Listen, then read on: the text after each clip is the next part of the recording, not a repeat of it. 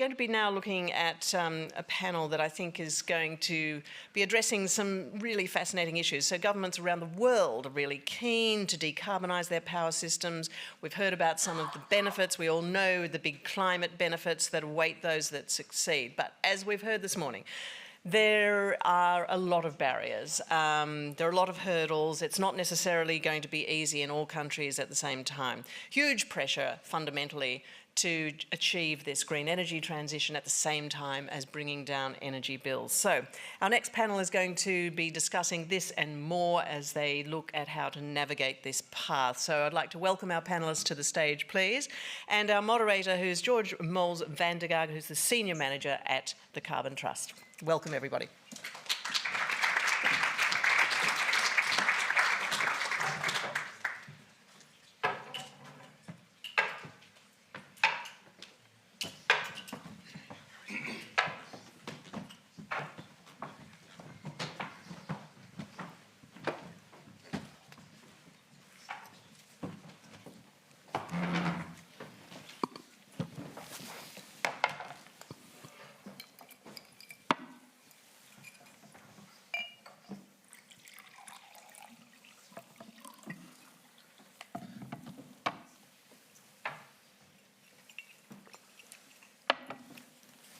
Hello, everyone. First of all, thank you for joining today, and thank you for not going to the grid session, because this is going to be much more interesting, I promise. As mentioned, my name is George Mols van der Gaag. I'm a Senior Manager in the Energy Transition team at the Carbon Trust. This session is on balancing the costs and benefits of transitioning to a renewables-led electricity system. We have some fantastic panellists here today to get into this topic and to bring it to life with some real-world examples. So we have Dr. Samira Barakat, Managing Director of Vattenfall Europe Wind. We have Richard Evans, who is the CEO of Trydan Gwyeth Cymru, a Welsh government-owned renewable energy developer. And yes, I spent a lot of time practicing pronouncing that. We have our very own Jared E. Morris, who is from the Carbon Trust and the co-head of the Africa office. And last but not least, we have Suleiman Ilyas Jarrett, Head of Policy and Strategy in the Renewable Electricity Delivery Team at DESNZ. So I'm going to dive straight into some questions shortly, but to give a bit of context for the session, the purpose is really to tease out some of the competing priorities for the transition and have a look at some of the trade-offs through some real-life examples from our panellists.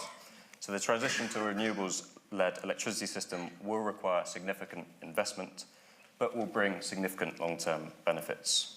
While upfront capital costs will be necessary, the operational savings, job creation, environmental improvements, and long-term resilience offered by a renewable-based system make this transition economically attractive in the long run. So achieving a balance between investment needs and the benefits of this transition does require coordinated policy efforts, investments in technology, and a long-term commitment to decarbonisation. So how can we ensure this happens while also mitigating against some of the unintended consequences of this transition? So I'm keen to hear some of the panel's views on how we define what good looks like in the context of balancing the cost and benefits. So in 2024, we had over 600 gigawatts of wind and solar added to the global energy mix. But despite this growth, fossil fuels still accounted for more than 60% of global generation. So my first question to the panel, and perhaps starting with Samira, would be, what does successful implementation look like of a renewables-led system? Yeah, thank you.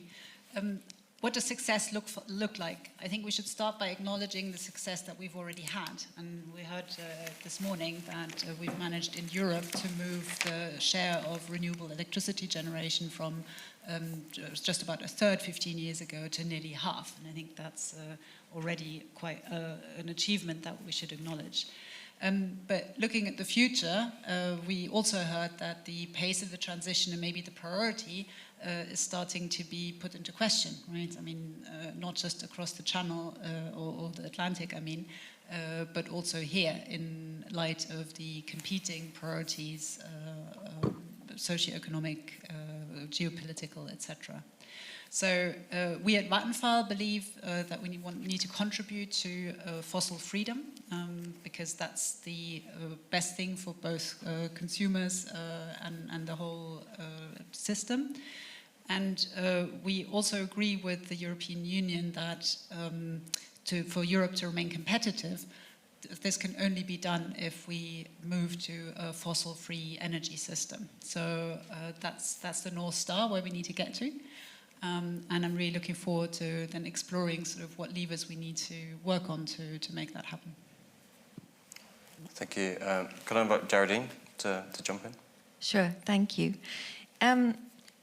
So I think, and Andy touched on this a little bit earlier, I think in his slides as well, the phrase that was there was the risk of not decarbonizing. And so I think in that context, it's good to remember that the cost of doing nothing, it's not benign. You know, there are actually real costs associated with continuing to rely on a fossil fuel-based system. And a lot of these are maybe more societal costs and environmental costs. So for example, there was a study undertaken in 2023 by the Center for Research on Energy and Clean Air. And that found that pollution from power plants contributes to around 28,500 premature deaths in South Africa each year and costs our economy about $15 billion in having to deal with some of these sort of unintended consequences. So when we look at the opportunities that renewable energy presents and the impacts and the benefits of the transition, we shouldn't just be weighing them against or saying, you know, this is going to be an extra cost that we need to incur to build out this renewable, to build out the grid, strengthen it, but to look at what the current costs of the current system are. So I think success to me is where we transition to universal access of clean energy, and I think that's really important. I think another consideration is that it should be affordable, and this has also been touched on earlier. I think energy poverty has two facets, particularly in emerging economies like Africa, Southeast Asia, where there may be a point of connection in some cases, but people actually cannot afford to use energy. And again, this has been touched on, this seems to be a challenge in the UK as well. You need to ensure that your tariffs don't go too high in the process of this. And I think as well, you mentioned in your preamble, George, around the policy interventions. And again, these need to create incentives, enable financial flows so that we can enable the system and build out these systems at the pace and scale that we need. Thank you very much. Any other thoughts from any of the other panelists? I mean, I'm happy to give it a go as to what I think success looks like for clean energy transition. I think practically speaking, it's a real mix of different technology types. So I think it needs to be both large scale and small scale. So we will need to have very large offshore wind farms, particularly in places where we've got like shallow seabeds and great availability like in the UK. But increasingly what we're seeing is that floating offshore wind is becoming a viable solution for much of the rest of the world where maybe they don't have such shallow seabeds as ourselves. And so that will need to be sort of a cornerstone, not of every energy system, but of a lot of energy systems. We're also seeing sort of scale up of onshore wind and solar as well. Whereas although we do still have lots of kind of distributed energy, and there's, I think, lots of instances where you need that localized distributed energy, both because sort of the grid infrastructure isn't there, but also because it allows people to feel that kind of agency and control and kind of prosumers. We sometimes talk about people who are consumers of energy, but also kind of actively taking part of the energy system. And I think you need both of these scales. You really need large-scale things that are grid scale, partly because of the increased variability that you've got between renewable systems, where you will need, again, drawing on the UK example a little bit here, we will need offshore wind farms that are in the North Sea and in the Celtic Sea, and we will need solar and we will need onshore wind, and that's because all of these things have different generation profiles. And so whereas in the past, it was very much a system of, let's see what demand is, put a bit more coal in the fire, put a little bit more gas in the turbine, increasingly what you need to do is have a diverse set of energy generation tools, which mean that overall your profile looks good most of the time. The other obviously broad category that you need to have a successful energy transition is demand-side response and flexibility. Again, I think our relationship with energy will need to change dramatically from something where we assume it's always on tap and demand is fixed and it's supply that shifts, to something where both sides are shifting. Sometimes we are sort of ramping up supply to meet demand. At other times we will have to be playing with demand in order to meet whatever our supply is at that given point of time. Sort of related to that as well, I think you need large levels of kind of interconnection and global cooperation. So that's both kind of interconnection of physical energy grids, some interesting points that we can come to maybe later as to some sort of barriers that we're seeing to that interconnection. There was an interesting news story recently in Norway where they've realised that actually being interconnected also sometimes means that when you're exporting electricity, your own prices domestically kind of go up.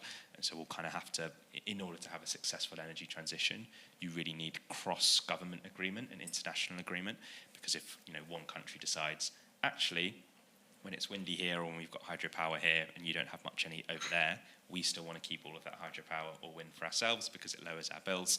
It's very much, it becomes a zero-sum game, and everybody's sort of trying to protect their own energy resources, but actually overall, the more interconnection, the more cooperation we have, the better, because yes, maybe right now you've got more electricity resource than we have. There will be a day where there is a drought or it's not windy where you are, and you will need to draw on the resources that we've got. And then the final thing I mention is kind of bills affordability. I think this kind of broader social license that people need to feel that they are benefiting from the energy transition, both in terms of lower bills, but also in terms of job creation, also in terms of the sort of social dividend to an extent that, these are very capital intensive projects. That's great in lots of ways because it means that there is kind of money to be made in investing in these projects, but where does that money go? How much of it kind of goes into the sort of private coffers of organisations? How much of it is shared either through public institutions, build redistribution mechanisms, or even sort of publicly owned energy companies that are feeding that back direct to consumers? Obviously, it's right that people are able to make a good return in this, and we need that in the energy system. But we need to make sure that that dividend is shared between sort of the private sector and public sector people that are using the energy system. Yeah, just perhaps quickly to add to that, I think Suleiman's covered a lot of the technical interventions we need to make that transition. We're focused on the Welsh market specifically, where there's a lot of heavy industry, a lot of oil and gas employment. So I think that just transition piece, I think we might be coming onto this a bit later, but I think very conscious in terms of what we need to do in terms of hearts and minds around this whole transition as well.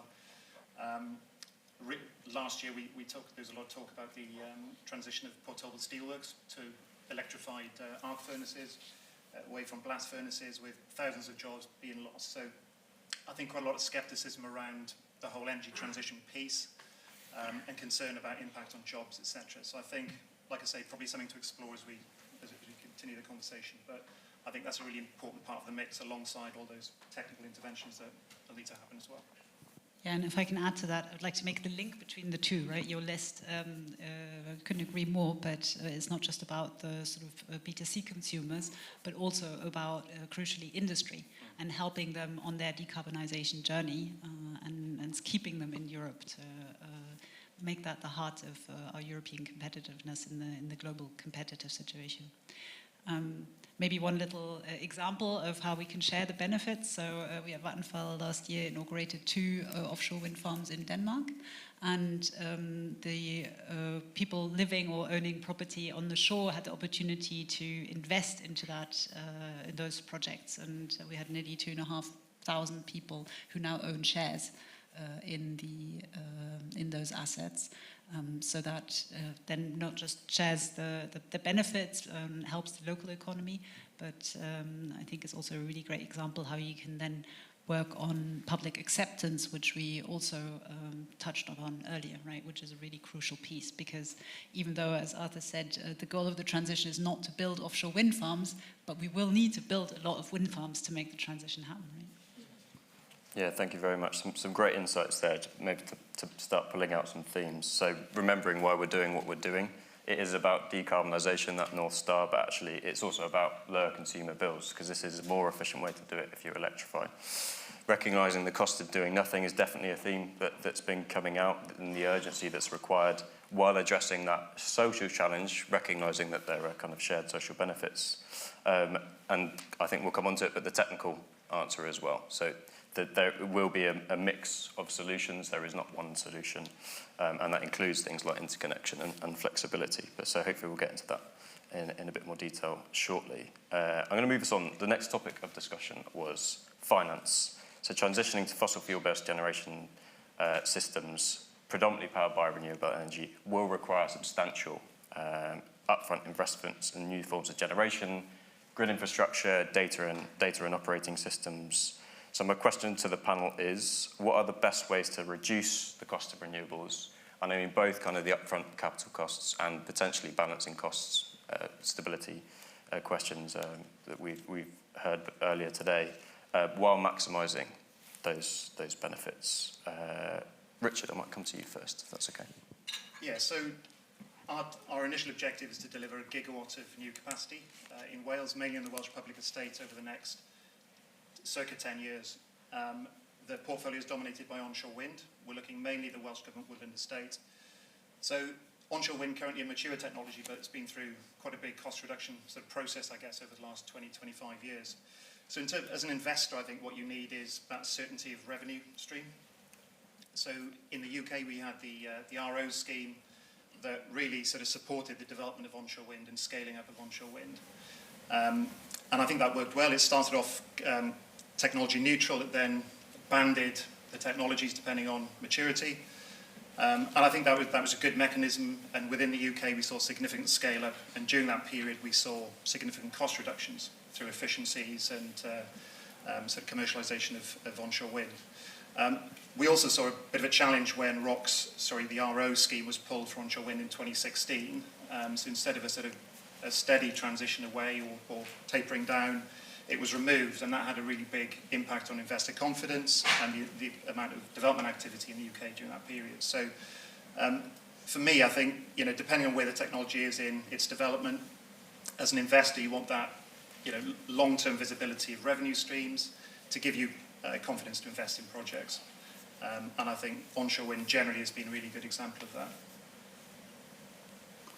Thank you. Simon, you look like you're ready to jump in. Yeah, happy to jump in. Completely agree with everything that Richard said. I think the question of forward certainty of revenues is the key one for bringing down cost of capital for renewables. I think this is a question we obviously get a lot, is we're always saying renewables are really cheap, and so people say, okay, why do you need all of these mechanisms in order to support them so that they're building instead of fossil fuels? The first thing is that lots of renewables build anyway based on market signals. But the key thing, I think, is separating the levelized cost of energy, so the lifetime cost of energy, from the cost profile of renewables. And what we tend to see with renewables, and a lot of clean energy technologies actually, is that they are kind of better technologies. They're more efficient, there's less energy waste, but they require that higher upfront capital. Whereas if you're building a sort of combined cycle gas turbine, it's still an upfront capital cost, but the upfront capital cost is a smaller portion of the overall cost of the project. The main cost that you'll see over the lifetime is the fuel cost. And the fuel cost obviously can be quite significant, but you only have to bear it if someone actually wants to buy your electricity. So if you're an investor, you think, okay, we put a little bit of money up front now. If we have to put more money in, it will be because business is going well and we can sell that electricity. So you can kind of either borrow at a low cost of capital or kind of use some of the own money that you've got in your pots. For renewables, what we're saying is once you're building, it's basically free to run. Like there are sort of operation and maintenance costs, of course, but whether you kind of let the wind turbine spin or just let the solar panel sit there, there's not that much additional cost. And so really what you need is to convince people to kind of make that huge capital upfront investment and sort of trust that the revenues will come from that later on. And again, the sort of RO is a mechanism by which we've done that. The other thing which I'm a big proponent of is the Contracts for Difference scheme. I was at a roundtable yesterday where I was introduced as Mr. CFD. So it's probably no surprise that I'm kind of singing the praises. And I think mechanisms like the Contracts for Difference, so for those that don't know, this is sort of the main scheme that we run now for new renewables. We kind of allocate contracts by auction, but the way that the contract works is we agree a price with generators. If the wholesale price is below that, then we will top up the difference between what they make and kind of what we've agreed the price at. If the price is too high, then they will pay us back into the scheme. And what we see that although there is an element of subsidy in it, the real value comes from the certainty and them knowing that for these 15 years, they can say, we are going to make this amount of money. They can take that to a bank, like quite literally, and say, can you then give us a lower cost of capital? So I think that forward certainty is key. I think related is sort of general forward policy certainty. So things like Clean Power 2030 is a North Star, kind of clarity over things like planning, regulation, grid build out and grid connection, which they're talking about next door, and kind of what the market is going to look like is really key. If people are flip-flopping, if governments are flip-flopping on policy, that means that sort of businesses will be a little bit wary, investors will get spooked, costs of capital will rise. And so kind of using these mechanisms which we know work and have kind of been replicated internationally, and giving that overall kind of government foresight as to this is what we want to achieve, this is roughly how we're going to do it, please invest here, it's going to be a stable climate. The other point I was just going to make was I think the balance can be quite difficult to strike because to some extent reducing support does drive cost reductions. So in 2016 when the RO was closed in the UK, I was working with RES at the time. It was good to see some former RES colleagues in the audience. And there was a huge corporate focus on driving costs out of onshore wind projects. So I think there is a balance. You know, you need that visibility of longer term revenues, but equally, you know, if you're going to drive costs out of a technology, then there has to be a sort of tapering of support over time as well. Great, thank you. Jodie. Thanks. I think, I mean, I agree, certainty is needed, but a lot of your examples, I suppose being UK or European driven, assume some kind of subsidies or top-ups, so they assume that you have the fiscal room to do that.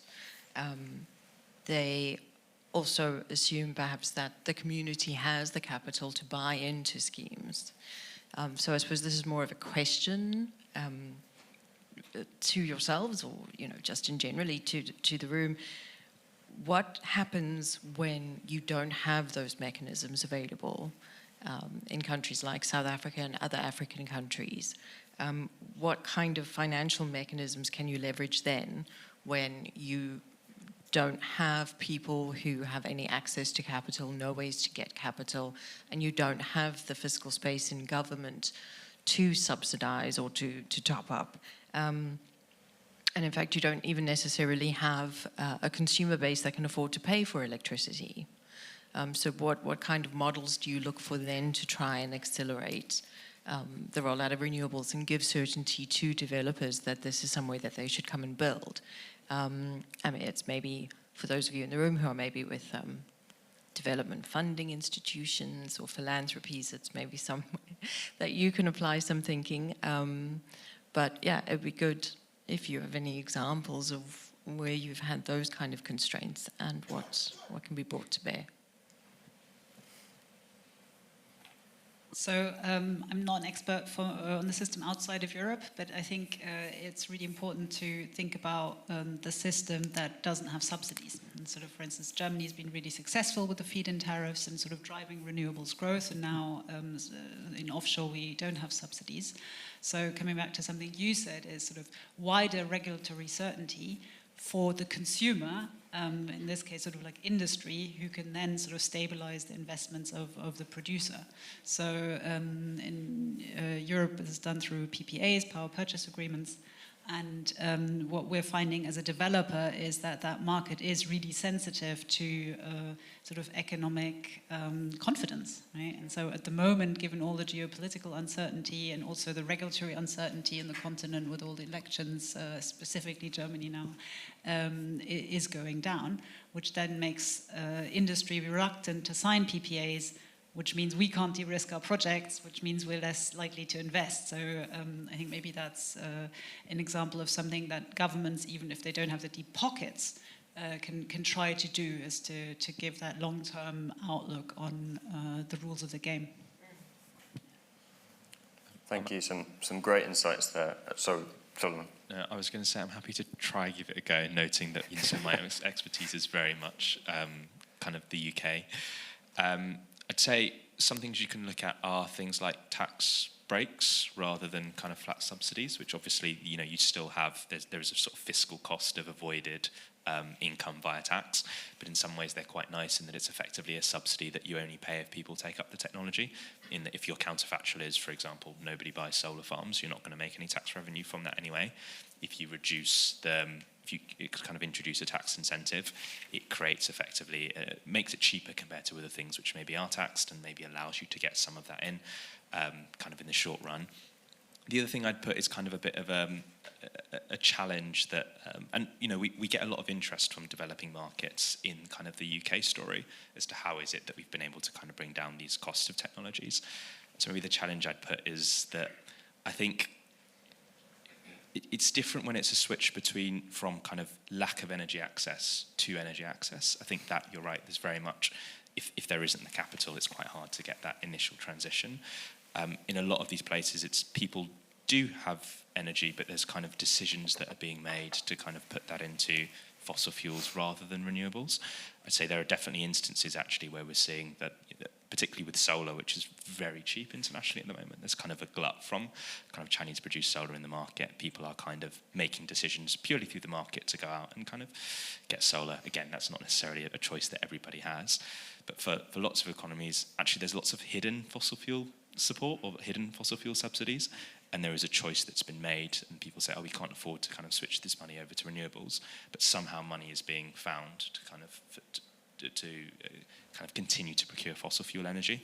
And again, I do get that there is an aspect of these different cost profiles makes that easier, and that sadly, you know, it's much easier to get debt if you already have money, and so if you are living like paycheck to paycheck as a government, then it's much harder to maybe make that upfront capital investment. But I think in some of these cases, it's a matter of changing where we're prioritising the limited subsidy that kind of governments have, and kind of shifting to that to maybe stuff which does cost a little bit more upfront. But hopefully you would see that kind of rebalance over the 5-10 years that hopefully governments are kind of economically planning against. But again, that's still a very sort of state-based, top-down model rather than kind of, you know, bottom-up. Hopefully you're sort of seeing cost reduction from international markets as well.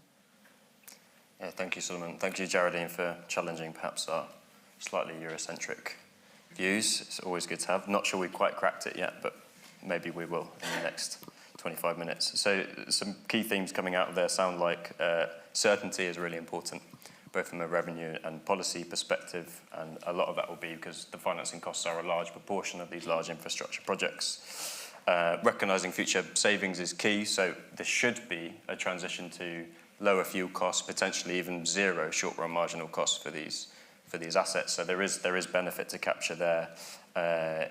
Innovation can drive down costs, as Richard was saying, and perhaps that there are some quick wins in tax breaks and things like that for markets that have a less clear policy or regulatory route for these investors to invest.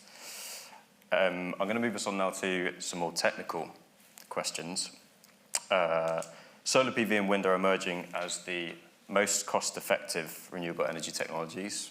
Debatable after our last conversation, perhaps. However, they alone cannot address the challenges of an energy transition and ensuring network stability and energy security. So my first question on this topic is, what measures can we take to accelerate the deployment of renewable energy while ensuring energy security? And I might ask that to Samira first. Yeah, thank you.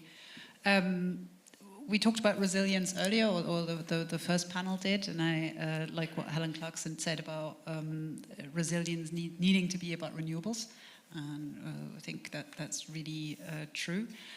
However, we need to also think holistically about the whole system, as Arthur said, so not look at each technology in the silo, but look at how the different pieces work together, also cross-country, as you said. And here, sort of starting with the technological piece, I think the potential batteries pose is really important, not just as flexibility for the overall system, but to make individual projects, for instance, solar, work.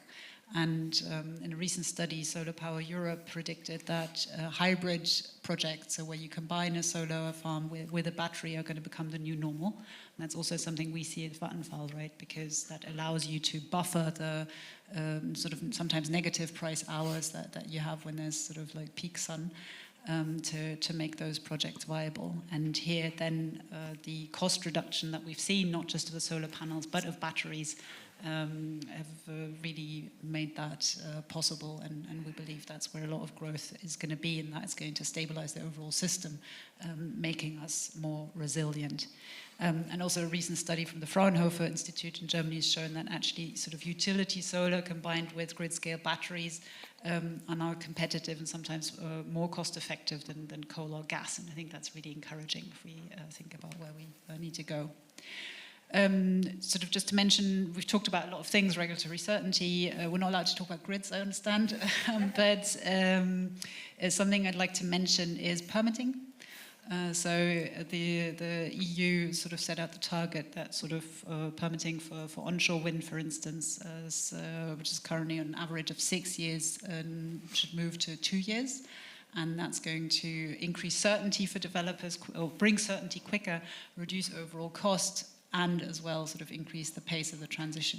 So let's hope that aim actually translates into reality, but I think that's a really important piece, and I know that in the UK you're also looking at similar measures. Thank you. Thank you. Solomon?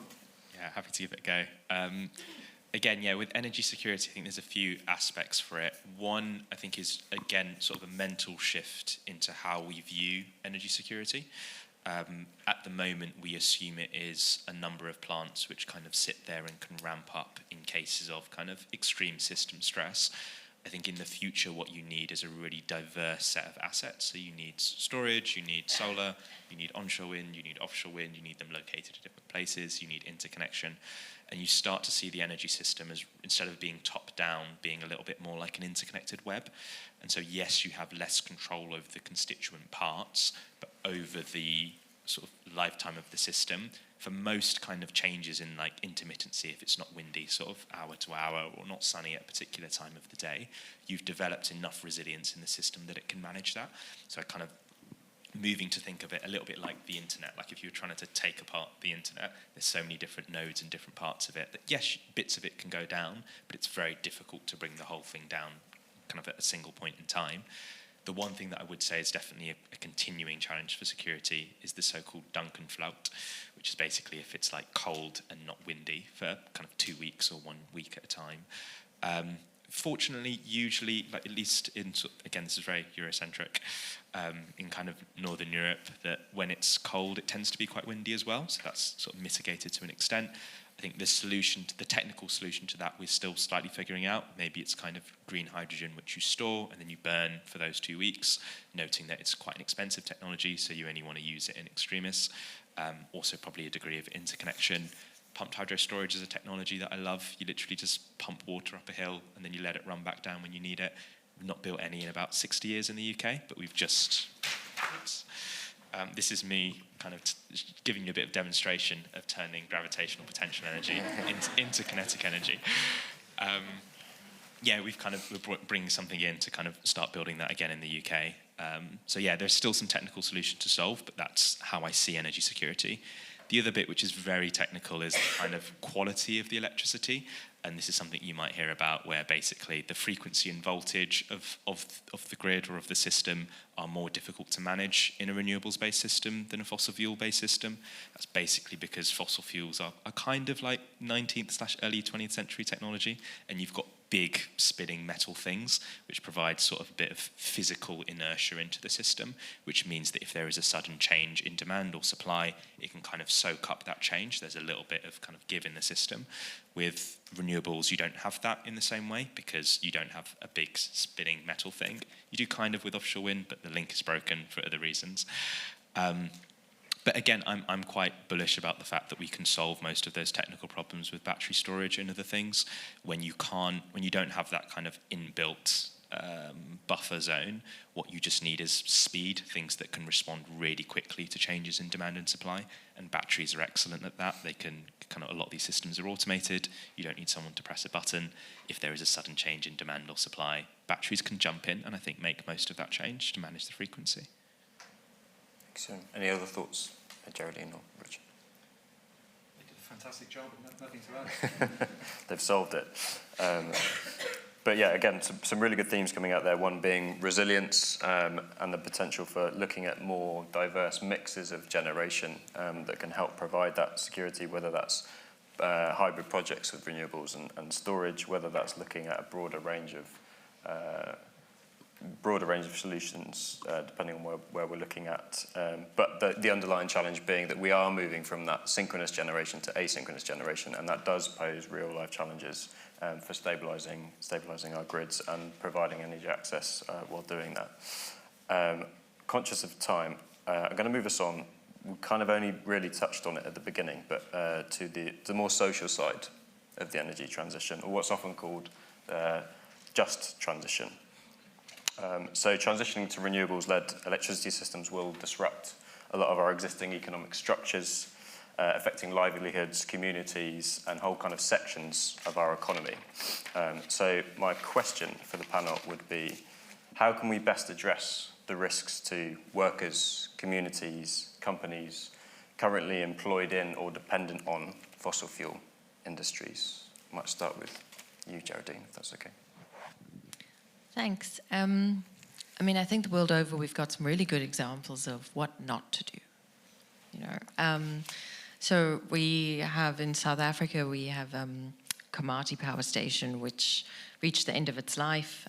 Poor little thing was 60 years old, and it was shut down, and it was supposed to be kind of an experiment in the just transition, you know, how to go about things. And it's really been seen as quite a failure in many respects, but we have learned a lot of lessons from it. And so I think that's really how South Africa's developed a little bit of a framework for how we'll go about this in future with future power stations. So I think one of the most important things that was recognized was that you have to think beyond just your power plant. So in the South African context, we have about 150 people employed in what we call our coal value chain. So that includes those mining the coal that then goes and gets burnt in the power station. So it's sort of your upstream and downstream. But each of those people has up to 10 dependents. And then you also have to think of these towns in and around. So a lot of our coal-fired power plants are very concentrated in South Africa in one province.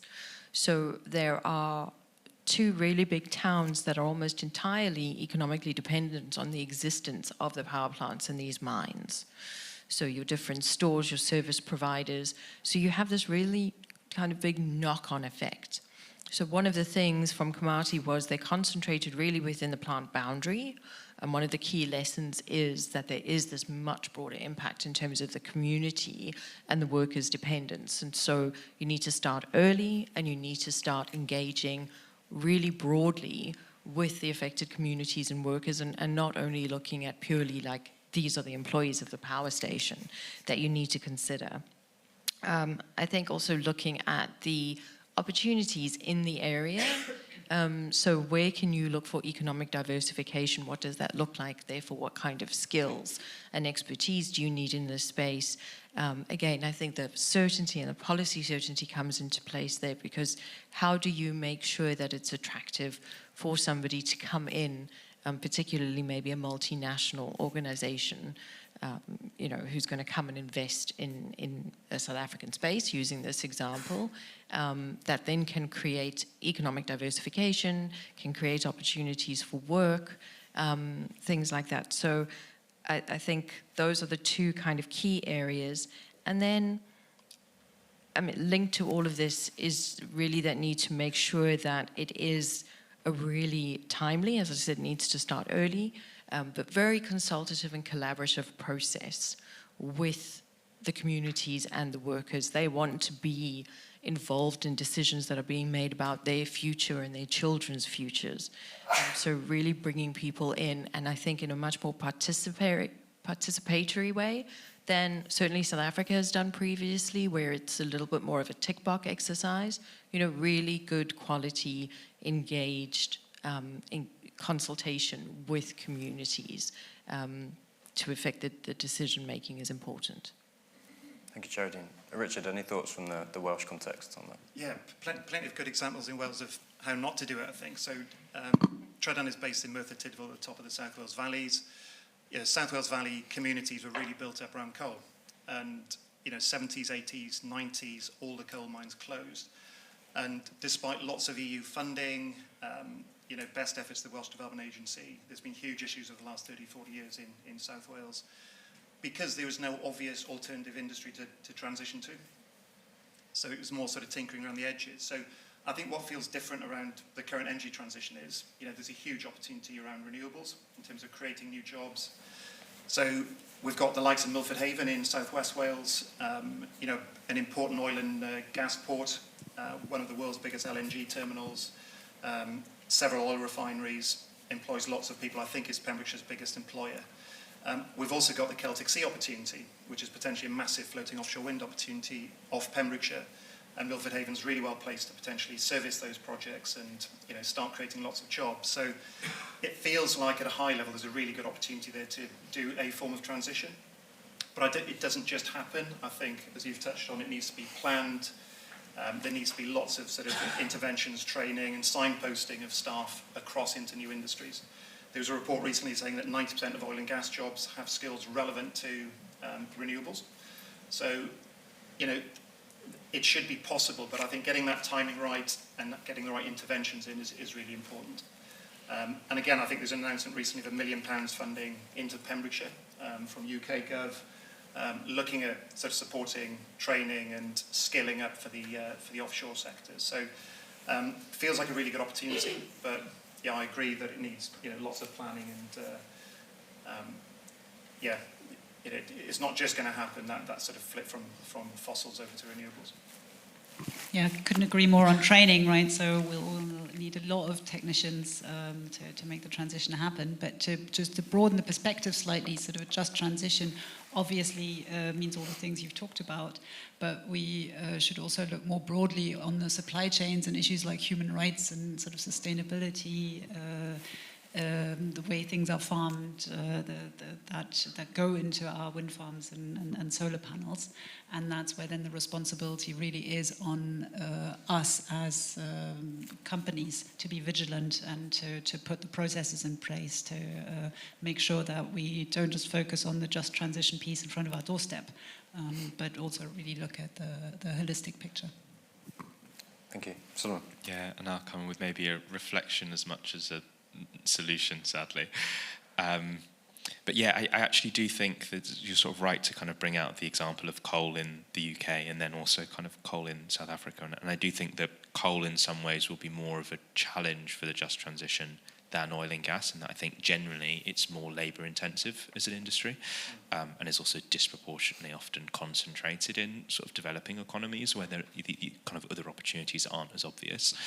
I think there are lots of examples of how not to do it here in the UK, where obviously we had a sort of shift away from the coal industry, and it was not driven by climate, it was driven by kind of politics and stuff, which as a civil servant I probably shouldn't talk about too much.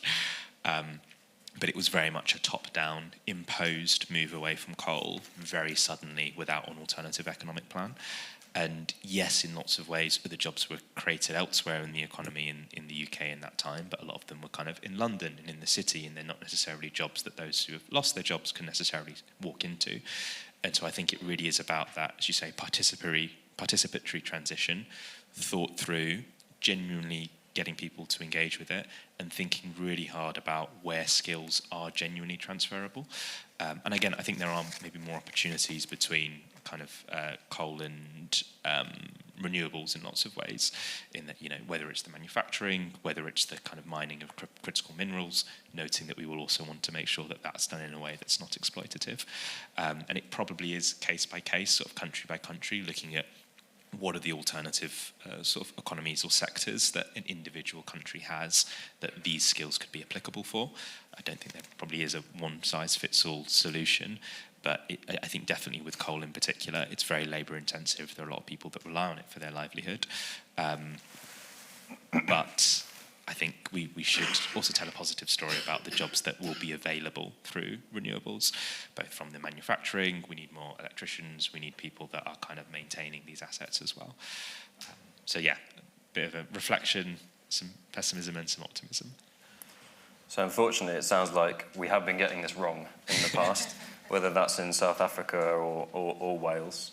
But some positives. So start early and plan seems to be a theme. As well as this being a collaborative approach, it is about workers, it is about their dependents, it is about supply chains. All of that does need to come together. But this is an opportunity. We are creating new economies and new industries here, and that should be an opportunity for workers and communities as well.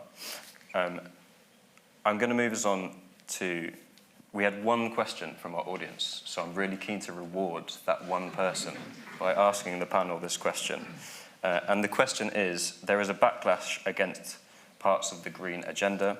How do we convince the public that the benefits outweigh the costs? Open the floor.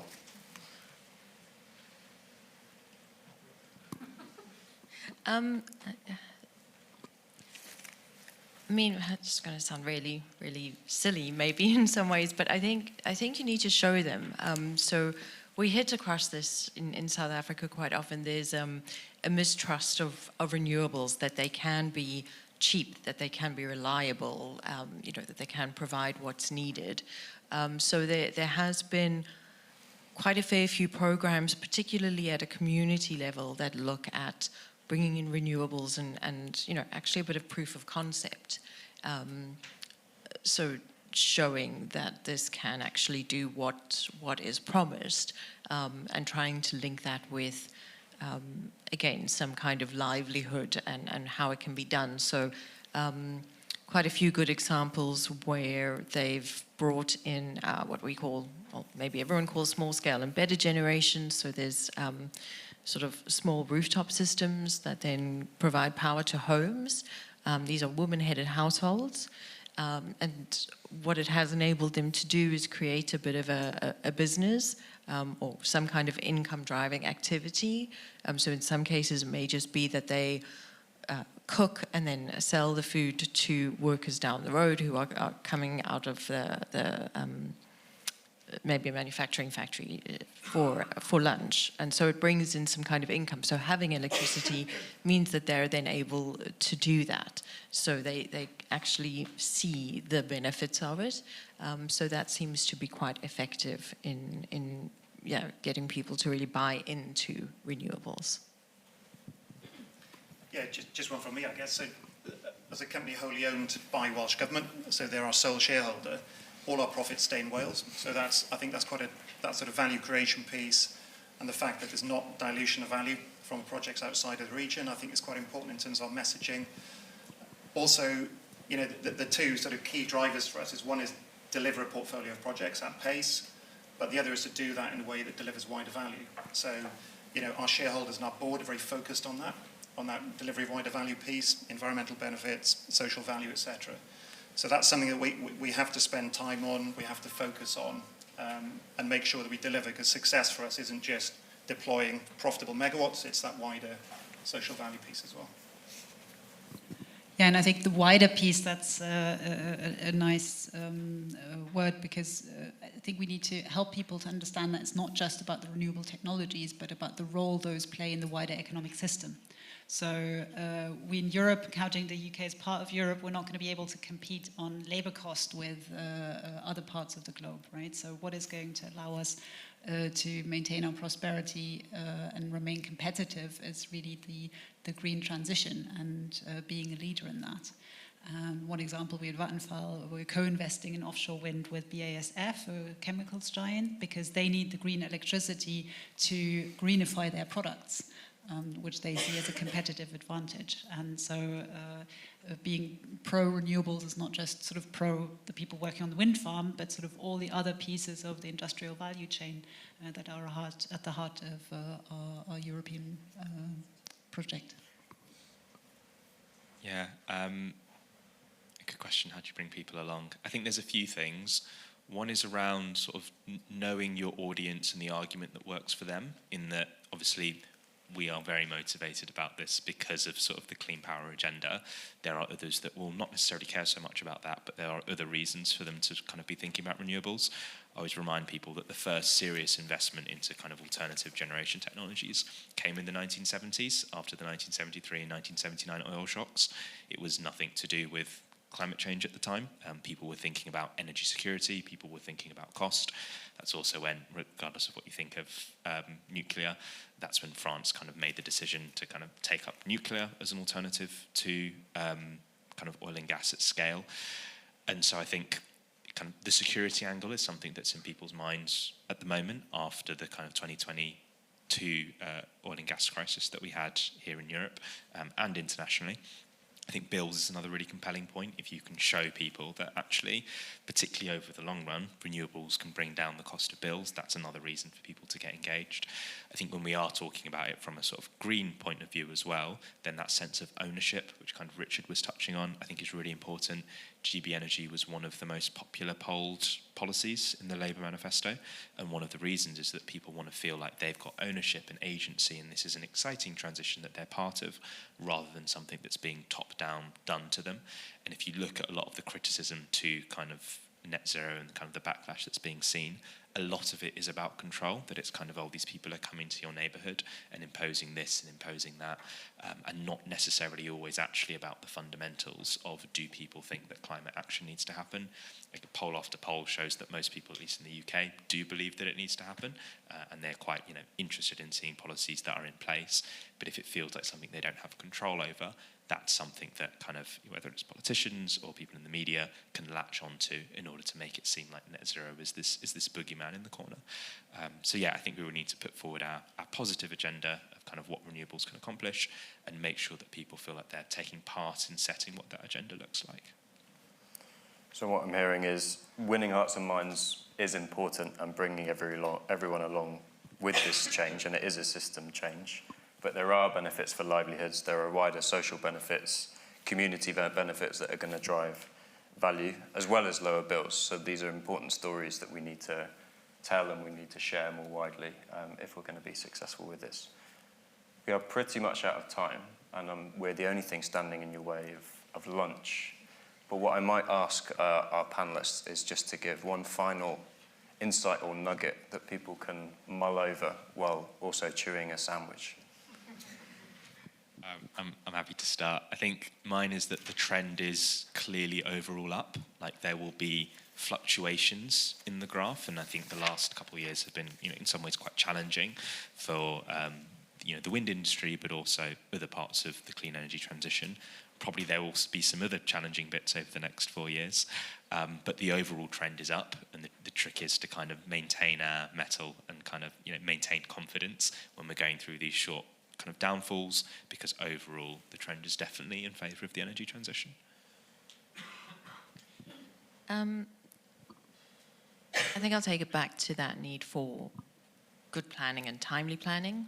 So there are, I think, a lot of technical considerations, regulatory considerations, but very importantly, I think also these the social and environmental considerations. It's difficult maybe to kind of hold them all at once and do all of them at once, but we really do need more of this holistic solution. So trying to find frameworks or mechanisms in how we can do that, and establish some best practice and learn from each other, north, south, south, south, however we do it, but really just make sure that it is a just transition. Yeah, and I think from me, speaking as a developer, I think key risk and delivery risk for us is grid access. So I think just overall, I think we're really encouraged by connections reform and what that means for our portfolio of projects, and hopeful that will unlock capacity more quickly and help us deliver more quickly over the next 10 years. Renewable energy system means that we're free from fossil fuels, and we're only going to get there working together. Thank you all very much. I really enjoyed that, really insightful. A round of applause for our panellists, please.